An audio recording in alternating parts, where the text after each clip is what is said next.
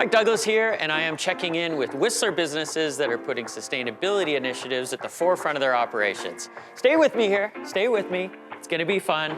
Look, we all need to make some changes, so let's see some. Excuse me, are you Frank? No, I'm actually Amy, but welcome to the world of vintage, where everything you want already exists. Amazing. So how did you get all this started?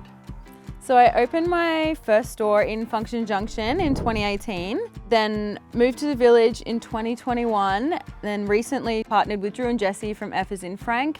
You gotta be pretty brave to be a small business owner in Whistler. Yeah, or delusional, but I guess it's sink or swim. So what keeps you swimming? Seeing firsthand the massive amounts of clothing waste and the damage that the fast fashion industry is doing on the planet, I have to do something. I think fast fashion has destroyed our perception of worth. So you basically want to dispel some of the myths around the way people look at the fashion industry. Exactly. You know, we actually did the maths. Eco-friendly t-shirt should be $80 to $120 in Canada, minimum. So there's no way that you can get an ethically made t-shirt for say $5. Like there is some cost that we don't realize along the way. Exactly. It's cheap because somebody didn't get paid. It's cheap because they've used cheap fabrics like polyester, used toxic dyes, and it all comes at a huge environmental cost and massive human rights violations. We do a lot of advocacy, protesting, and share everything that we learn on our social channels. So with the advocacy stuff, is it true that you're on your way to Chile soon? Yeah, to the Atacama Desert. Whoa, Atacama, why there? It's where the world's largest textile dump is.